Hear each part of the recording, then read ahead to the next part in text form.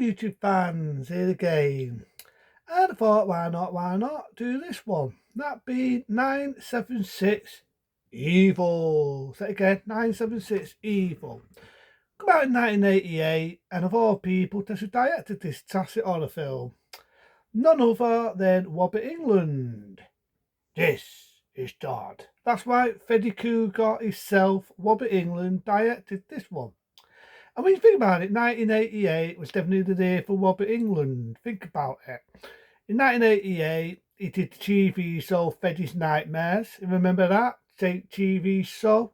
Similar to Tales from the Tip, or the difference is it's Wobbit England as the character Freddy presenting a show.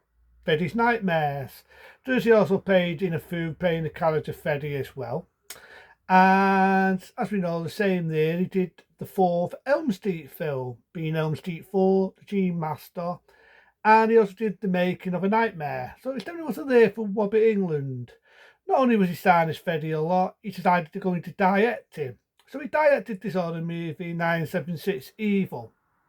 And I've got to admit, as a director, I don't like his directing in this. It's kind of the same here. He never did any more directing in other films or other films. Because I definitely see he was pretty good in the way he directed the film, the shots, the colour, everything what Wobbit England as a director, even though he's an horror actor, in this, he does brilliant. I say it again, does brilliant. So we're going to go with 976 Evil. It's basically on this phone, you know, like the phone calls, this and this go, where you can have a call to set talk, there's somebody talking dirty on the phone, or you can phone someone up and they tell you your fortune, or you phone someone up and you're going to tell you your future, your past, all that stuff. That's things like that back in that era. And in this one, it's basically not a good one on the phone. If you phone that number, 976 Evil, you're talking to the man downstairs. What I mean by that, you're talking to the devil.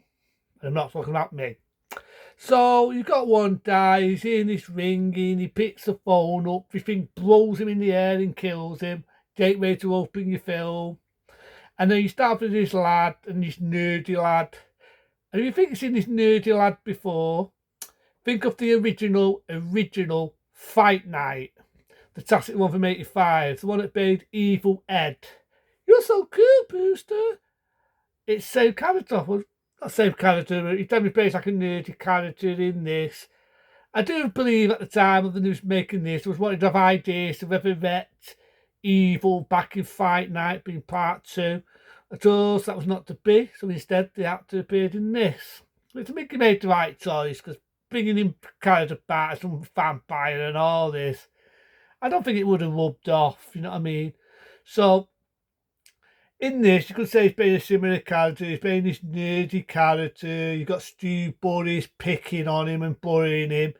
I feel his brother's a bit of a dick. He's a bit like a James Dean wannabe, but he sees his brother's getting picked on. He doesn't help him out because he wants to look cool, man. And he's got this one bit of a slutty friend. You think you've seen her before. The funny thing is, she met Freddy Cougar, Wobbit England, in the last Elm Street film, being the 6th Elm Street film. She appeared with Wobbit England in that, but in this, different role. And like I say, I like the directing what Wobbit England's doing as a director. It's professionally seen director films that are playing Freddy or in another film. And I feel his direction in this is pretty good. I mean, he really does a really good job as a director. I do remember that. You got Deb the Addis, you know, Blondie herself playing the mum in it. There's a bit where it's raining fogs, and she's one of them, don't make a mess out of my house. She's got past it everywhere. Very, very strict. And the nerdy lad phones the number, which is a big mistake, 976 Evil, sells his soul to the man downstairs, so he doesn't get bullied anymore. And I do like the bit, he's getting more psychopathic, he's doing like his cheats and monster thing. There's a bit where he got a Stu Buddy and he scratches his face. You don't want to fuck with him at this point. But it's nearly at the end. I think the film does have it's marriage. Like he kills Mr. James Dean wannabe's girlfriend, kills her by fright. Then you've got this cheat saw who's feeling things are going on, they shouldn't be. I do love the bit though when he goes into the house where the bullies are, he kills them one by one, he kills one, he rips his heart out, you see he does in loads of horror movies.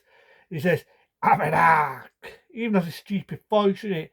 Ripping hands, ripping arms, ripping limbs off him, he kills all these people. And the lad catches on, it's got the number 76 evil, made him evil.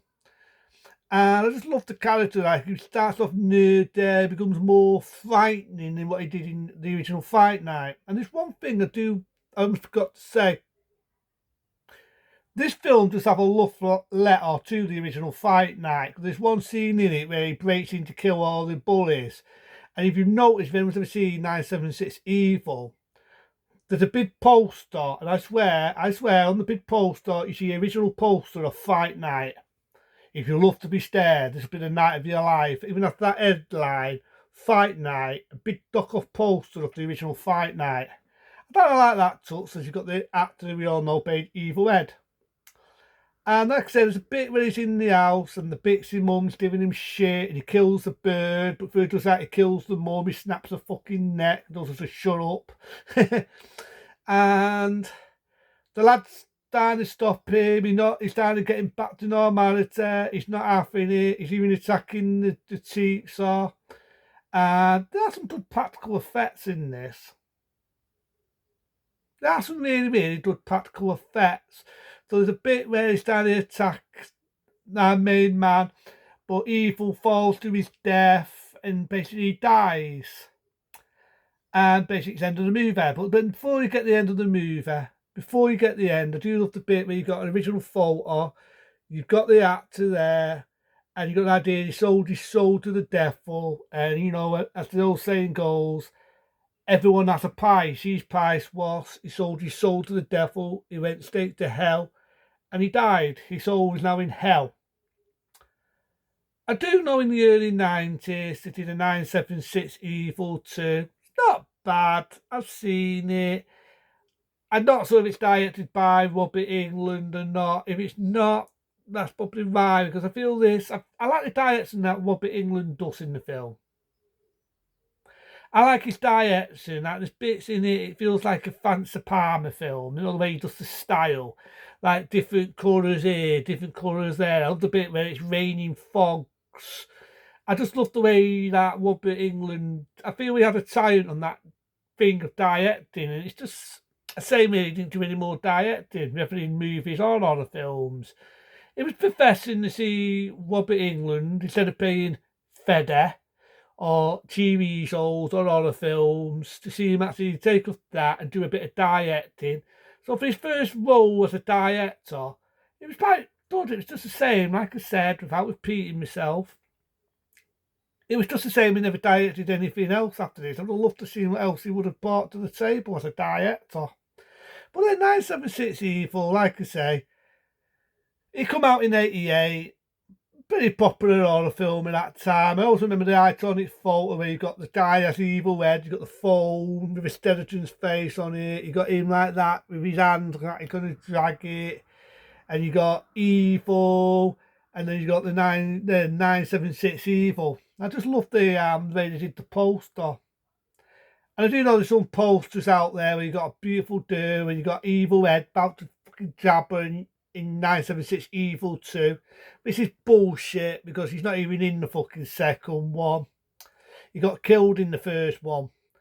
But I didn't mind his acting in this. It just felt like what would happen if you have Evil Ed from Fright Night being a different horror movie, but making like a Satan type of monster character. I think it did a good role in this.